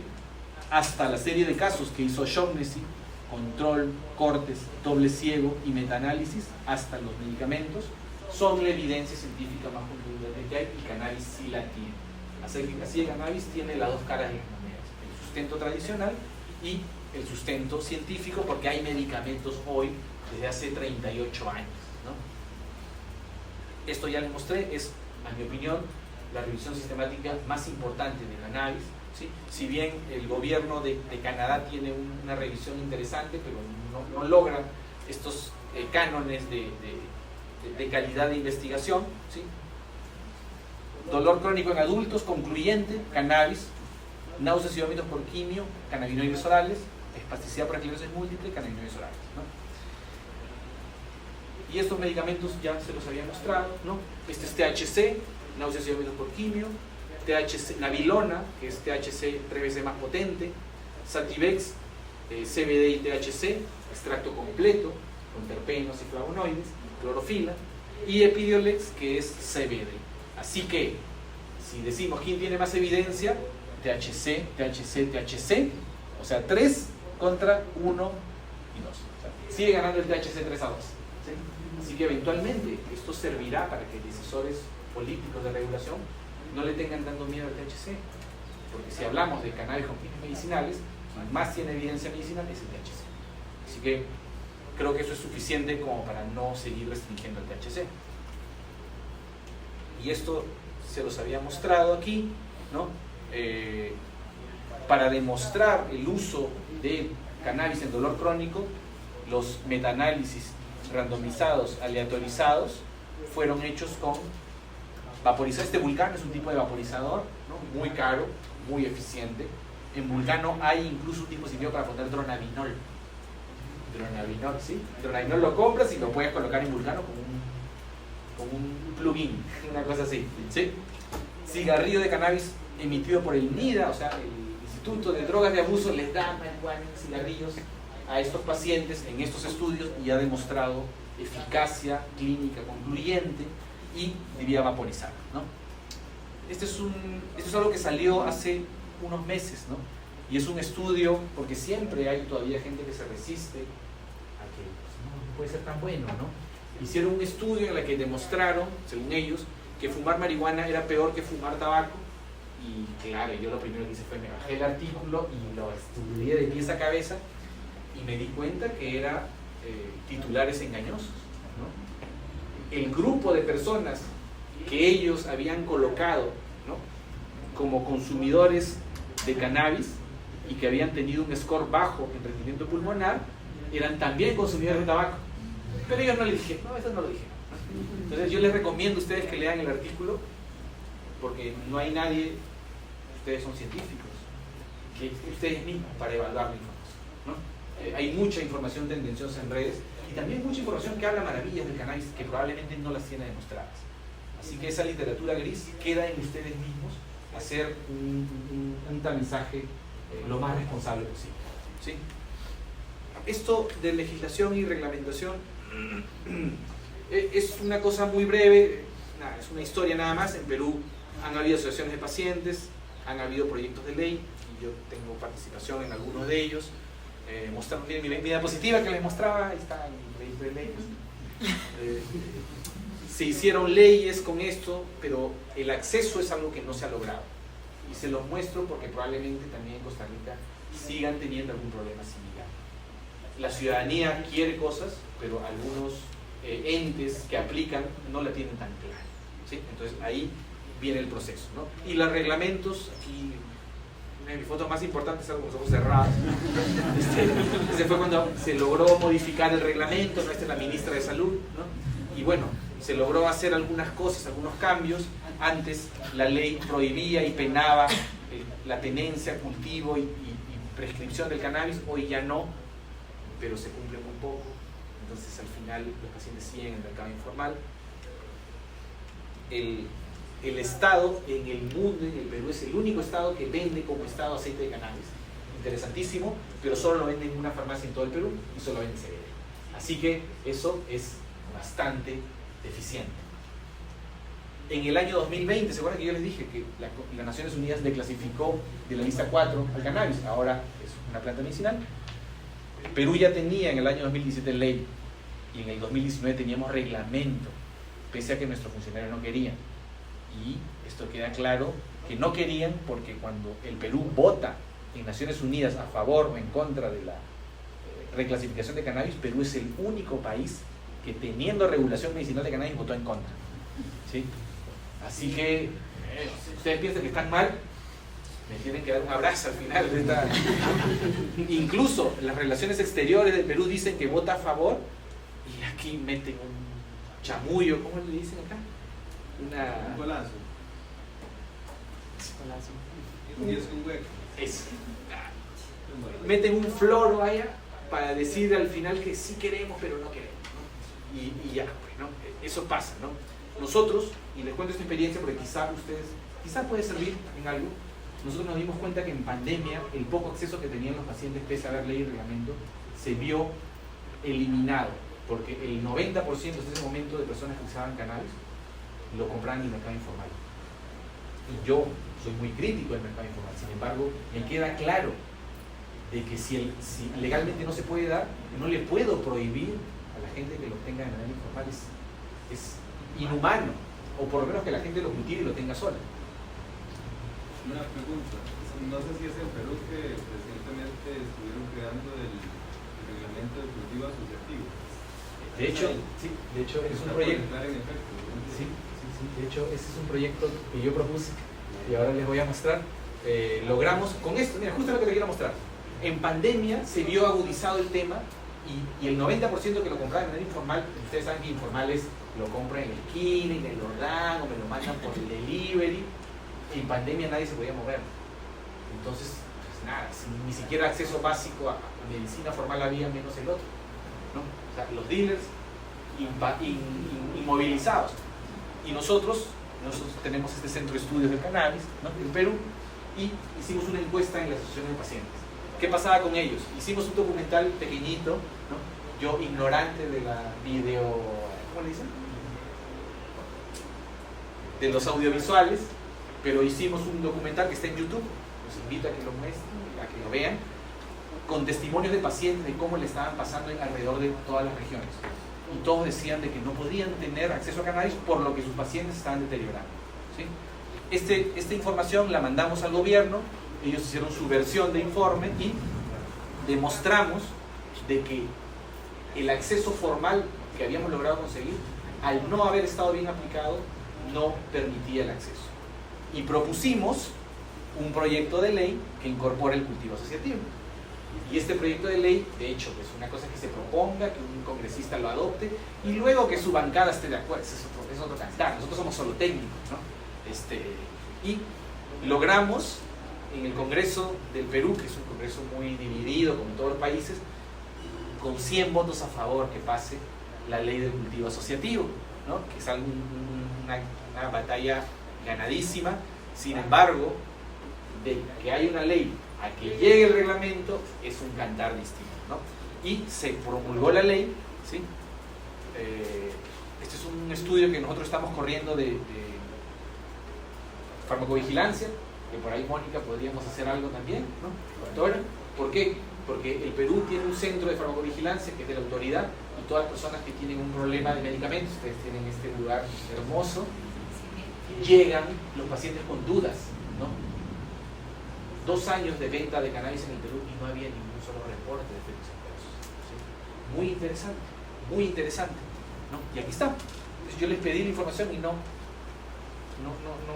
estaba, no la tenían, ¿no? Entonces el tema es, ¿por qué poner tanto riesgo, creo que la pila se bajó. ¿Por qué poner tanto énfasis en restringir algo? Ya. Que tiene muy pocos efectos adversos, ¿no? Y ahí me dijeron, pero doctor, acá abajo, ¿no? Pero lo que pasa es que no descarte que hay una infranotificación. Entonces yo, con un poquito de inteligencia, no solo pedí los efectos adversos del cannabis, sino también del paracetamol. Y en el paracetamol habían unos 600 y tantos con 2% de hospitalización. Entonces siempre tienes que tener tu control. Ese es un estudio que alguno de ustedes podría hacer, ¿no? ¿Qué información recibe el centro oficial o las universidades de efectos adversos para ir viendo, ¿no? Porque esta información es la que luego nos va a decir flexibilicemos las normas o pongámoslas más agudas, ¿no? De hecho, esto es algo que a ustedes farmacéuticos también, como yo, les va a interesar. Ya Ottawa sacó un compendio de principales efectos adversos del cannabis y vean que lo más peligroso que hay es que la gente esté high. ¿Sí? Y aquí dice high. Somnolencia, sueño, boca seca, euforia, paranoia, o sea, olvídense, miren estos efectos adversos, compárenlo con cualquier anticonvulsivante, con cualquiera, ¿sí? Y pongo mi pelo al fuego de que sin duda en cannabis tenemos muchas menos y de menor gravedad, ¿sí? Y las que son más náuseas, yo a mí me parece que más bien cannabis es un antináuseo, pero cuando tú lo usas en una concentración muy alta produce náuseas. Acá debería haber una intervención farmacéutica para dosificarlo mejor, ¿no? Entonces, olvídense, ¿no? Quedan muy leves, ¿no? Luego de todo esto, Perú sigue teniendo muy poco acceso, ¿no? Es algo que ustedes pueden manejar, ¿no? Formulaciones magistrales muy sencillas, son diluciones nada más. Aquí solo quiero mencionarles de que las fórmulas magistrales tienen el carácter de personalización, ¿sí? En Costa Rica hay fórmulas magistrales y yo creo que a mi criterio personal puede ser una buena herramienta porque vamos a recuperar esa personalización, no de darle al paciente solo lo que está disponible. Hay disponible en el mercado de lo más usual, sí, sin duda siempre lo va a haber, pero esta herramienta es interesante, ¿sí? Hay países que manejan fórmulas magistrales con cannabis, materias primas que se utilizan para los que quieren hacer fórmulas magistrales. Yo opino que desde flores, de hecho en la farmacia vamos a empezar a adquirir flores para dar flores, ¿sí? Y que las personas puedan vaporizarlos, por ejemplo, o resina o aceites, vehículos interesantes como el coco o el MTC, el más importante, el oliva y aceite de ajonjolí u otros también, ¿no? Equipamientos básicos con una balanza y con un agitador, sin agitador, yo lo hago sin agitador, a energía humana. Se pueden hacer cosas muy interesantes con muy poco presupuesto, ¿sí? Los invito a que se interesen en esta área, ¿no? Cómo formular. Mira, esto es lo que le dije, me tapaba el nombre del médico, aceite de cannabis, un frasco, 3 gotas por día. Claro.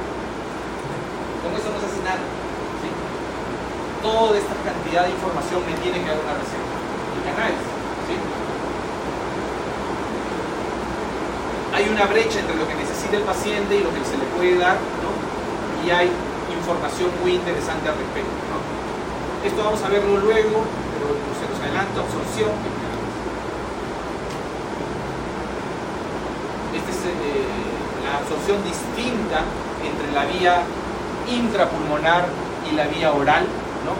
La vía intrapulmonar inmediata, y con el efecto también que se va rápido, y la vía oral es más larga y lenta. Es por eso que cuando tengo un paciente nuevo no le voy a dar comestible. Porque dice, pues me comí mi galleta, doctor, y como no sentía nada, me comí 2. Y luego me comí 3. Y le pasa a mucha gente, ¿no? Al final termina en el hospital diciendo que lo está persiguiendo, ¿no? El tonto, ¿no? Y en el hospital le dan un diazepam y lo mandan a dormir. Mi opinión es que en el hospital tengamos CBD para bajar el THC, ¿no?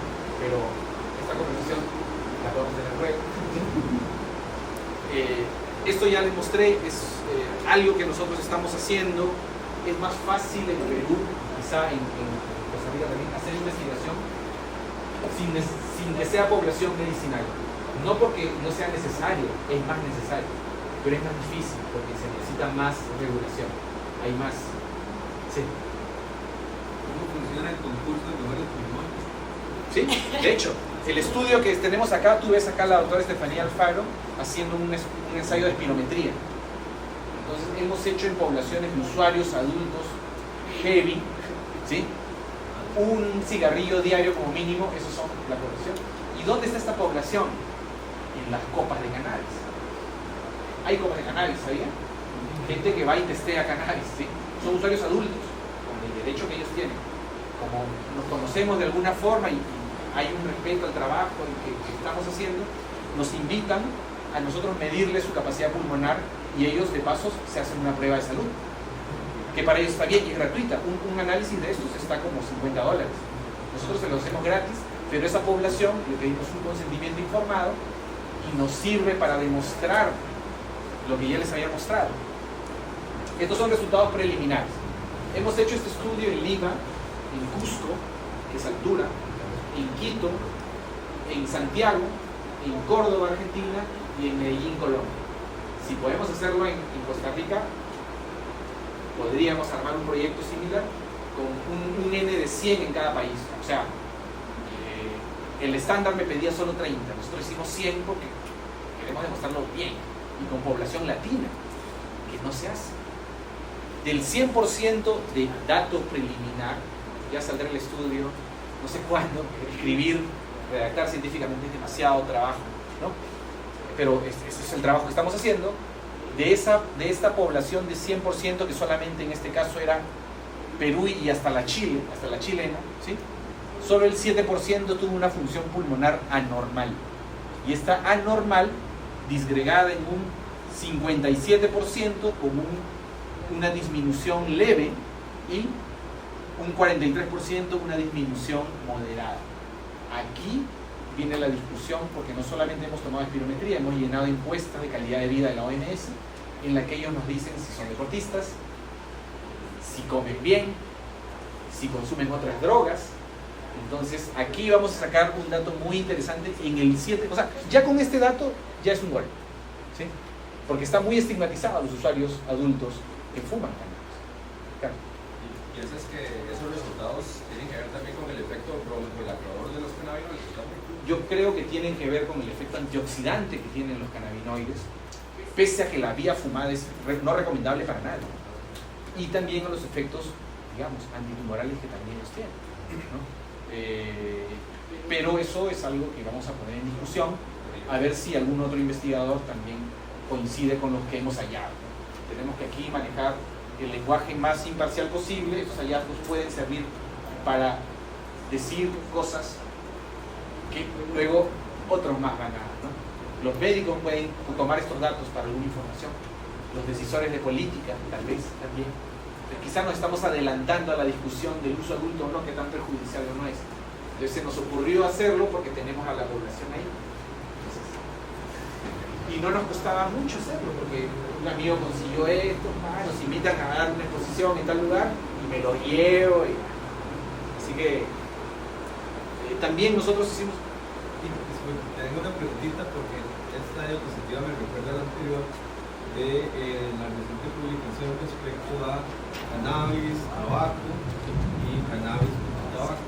Y me quedó la duda alrededor de los resultados, porque leí el artículo, lo que pasa es que lo leí hace unos cuantos años, no lo tengo fresco, respecto a que sí se evidenció que cannabis junto a tabaco, es decir, el script, sí tiene un mayor riesgo en el daño pulmonar. Sí. Entonces quería como corroborar ese dato que no se me sale de la mente. Hay un dato interesante que primero, no era la población solo de cannabis. Nunca tuvieron una población solo de cannabis. Empezar, o sea, ya ese estudio ya tiene una observación. Y lo otro es que el tabaco, si bien tiene efectos que producen EPO, o sea, efectos nocivos demostrados con más del 50%, ¿no? Por eso en las cajetillas dice que tiene cáncer. O sea, imagínense, si dijeran las tabacaleras ya las hubieran empapelado, pero no pueden decir nada porque es cierto. Lo que pasa es que hay dos factores interesantes ahí. Uno, a mi opinión, es que como el THC es broncodilatador, tú tienes tus alveolos así y recibes harto tabaco. Y lo otro es que el hábito de fumar, la gente que fuma cigarrillos, tiene un hábito distinto a cómo fumas versus a los que fuman cannabis. Entonces, yo creo que va por ahí. También es que los resultados, digamos, hay que ver o definir qué es daño pulmonar, porque los resultados que ellos pudieron obtener fue que había un riesgo mayor de infección pulmonar, ¿verdad? Y también una restricción en la distensión del pulmón propiamente. Entonces ahí se ve probablemente más como el efecto propiamente del tabaco y el cigarrillo más que del cannabis. sucio de estudio, como para saberlo delante de la. Gracias. Denme un segundo.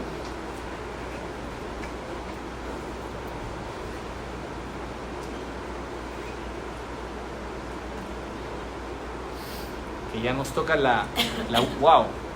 Son las 5, ¿no son las 5? Son las 4, ¿no? Y me falta un tema más. Yo no sé si el salón tenemos permiso para... ¿Sí? Y si ustedes tienen ánimos de una última parte, ¿sí? Vamos, vamos. Pura vida. Lo que me falta ya es el tema de extracción y destilación, ¿sí? Hemos visto en esta primera presentación, ahí está cargando un poquito, algunas vías de administración, hemos visto un poco de botánica, hemos visto un poco de bioquímica, y yo me he adelantado porque he pasado una presentación mayor, ¿no? O sea, una antes, ¿no? Y vamos a finalizar con el tema de extracción y purificación, ¿no? Que es algo que me resulta interesante. Allá en Perú no tenemos producción, sin embargo en el laboratorio y con asociaciones de pacientes me he visto en la obligación de autoeducarme para poder guiarlos o orientarlos a ellos en temas farmacéuticos cuando mis colegas no lo querían hacer. Entonces digamos que algo de riesgo he tenido inicialmente, pero luego de esto he tenido la oportunidad de ver esta experiencia en otros países donde era totalmente formal. Así que algo de ambas cosas hay ahí. Y hay extracciones, ¿se acuerdan que de la farmacopea americana que estaba el extracto alcohólico, ¿no? Que es la más sencilla y probablemente la más económica y la menos nociva por si te sale mal, porque a lo mucho tomas alcohol, ¿no? Y la gente también lo hace a propósito. Entonces, digamos, es una de las formas más benignas. Sin embargo, aquí yo les voy a dar un panorama, a mi opinión, un cuadro de qué tan dificultoso versus costoso pueden ser las técnicas, y si alguno tiene interés en temas de producción y en investigación, podría coger algunos de ellos, ¿no?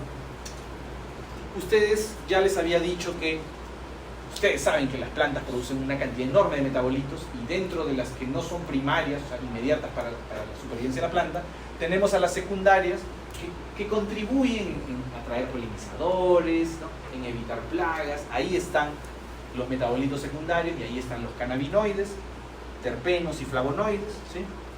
Tenemos esto, ¿no? Que son los tricomas donde están ahí. Es importante saberlo porque vamos a ver qué extraer, ¿no? O qué parte extraer. Este es un estudio interesante a quienes hacen descarboxilación. A mi opinión, después de este estudio, a 122 Celsius, de 20 a 27 minutos, el momento más eficiente, con poca temperatura, para evitar la volatilización de terpenos, para descarboxilar. Ustedes pueden elegir no quedarse con terpenos tampoco. Esto ya lo saben, esto también ya lo saben. Podemos dividir a las extracciones en dos tipos: las que tienen solvente y las que no tienen solvente. Las que tienen solvente, ¿sí? Es algo que va a arrastrar a la planta. Mi planta es esta, y acá hay muchas cosas, y yo le echo algo para que este algo le arrastre lo que tenga, y en este líquido se quede lo que me interesa. Esos son solventes, y cuando no son solventes, hay unos interesantes, algunos nos deben conocer, otros no, pero vamos a hablar de ellos, ¿sí? ¿Qué necesito para elegir la mejor técnica? Se me ha ocurrido darles estas preguntas. ¿Cuál es el uso que le voy a dar?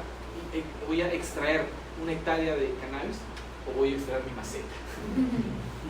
Elijo técnicas distintas, ¿sí? ¿Qué quiero obtener? Quiero mi extracto con clorofila, negro, amargo, rico, ¿no?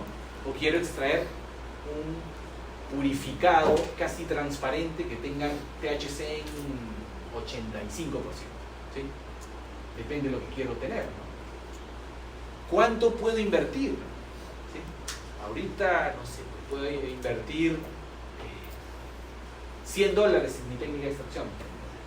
O viene un señor y dice: yo tengo $100,000 para extraer, ¿no?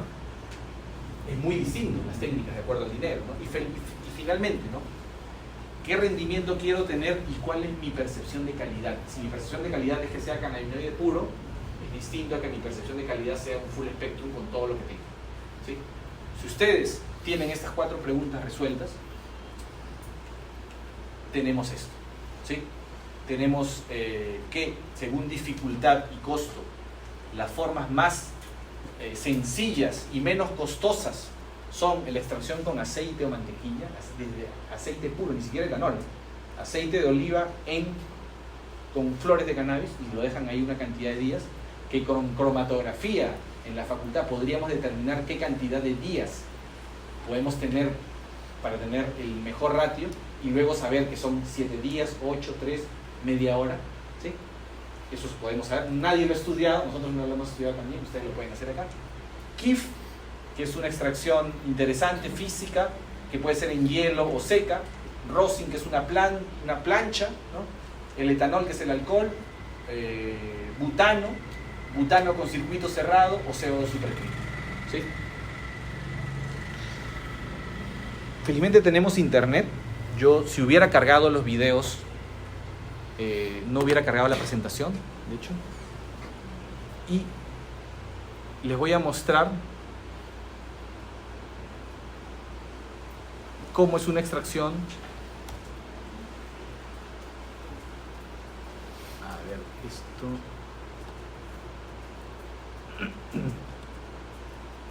Bueno, la interfaz.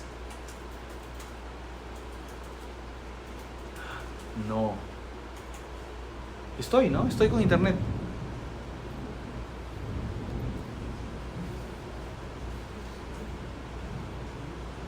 Tengo que jalar algún video porque... Uy. No tengo internet. Bueno.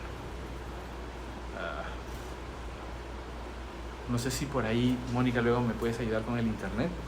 Pero vamos hablando de esta técnica.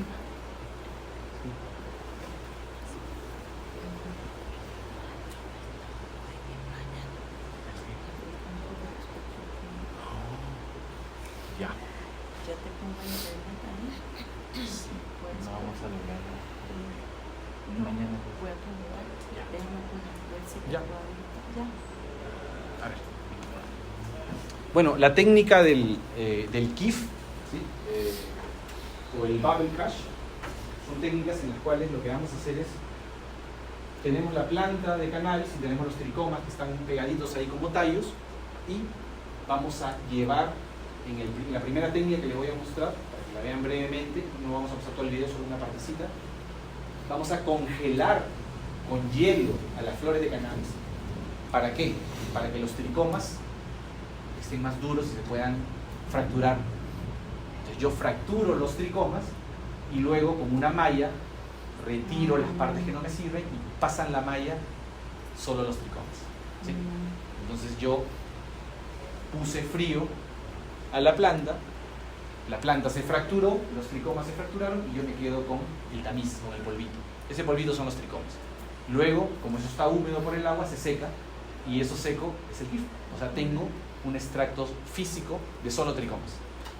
¿Qué tan puro es? No es tan puro porque también el tricoma tiene pues grasita y otras cosas, ¿no?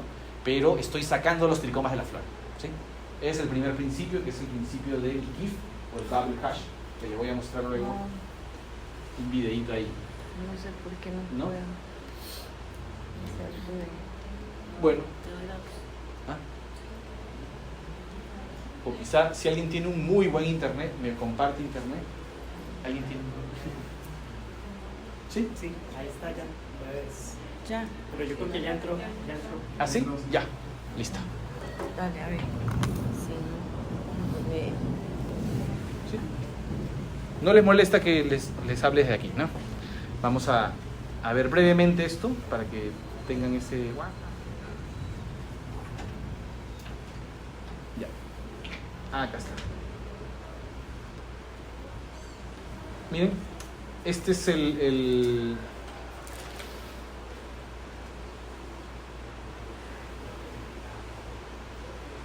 lo que están haciendo acá es poniendo las flores, estas son las flores, y tenemos sacos que al final tienen una malla, un grado de malla de micras, ¿sí?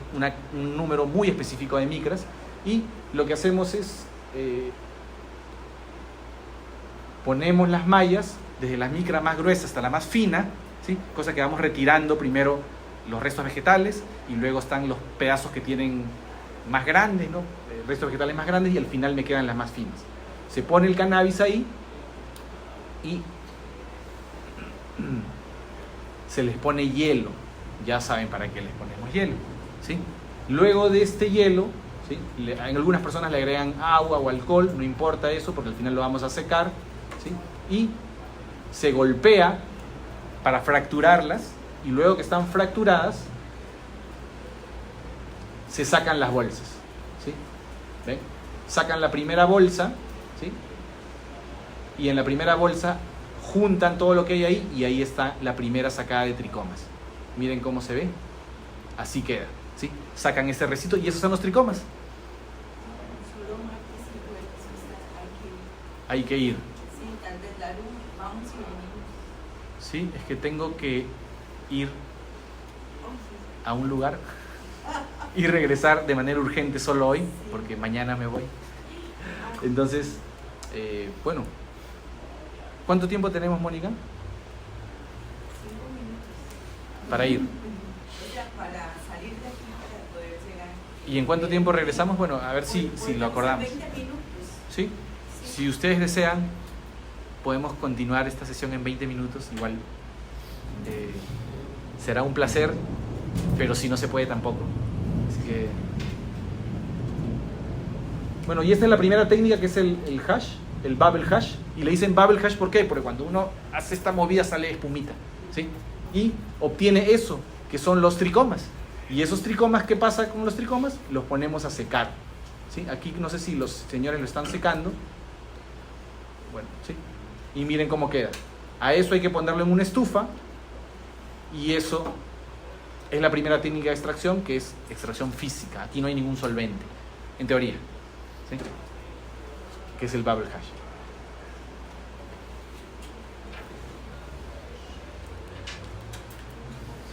En la estufa para descarboxilar. No en la estufa para sacar el agua, porque si se queda con agua se honguea, y que esté sequito. Y tienes los tricomas luego sequitos.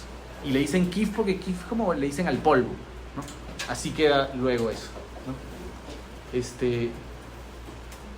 Sí, bueno, les pido disculpas por la interrupción. No sé si en consenso, o quizá solo los que desean, ¿sí? Se pueden quedar. Permiso hasta las 6. Ya. ¿Sí? Tenemos permiso hasta las 6. Yo con todo gusto regreso en 20 minutos y de paso me tomo un descanso. Y continuamos la última parte, que es la extracción. ¿Sí? Agradecido. O si alguien quiere seguir exponiendo por mí. También. Mónica, vamos.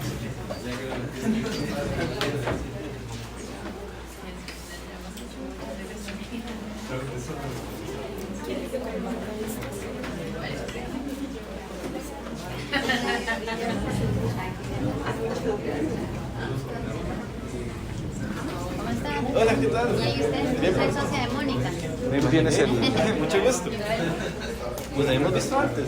Nos vimos una charla que daba en el Intercontinental, pero fue como algo muy rápido. Y yo que Mónica es la que tenía más contacto, ¿Sí? pero Mónica está para el país. Yo me encargo, digamos, de la empresa de una parte y Mónica de otra. Entonces, normalmente Mónica es la que hace como todo este tipo de cosas y yo hago más administrativo. Pero tengo que hacer el cambio.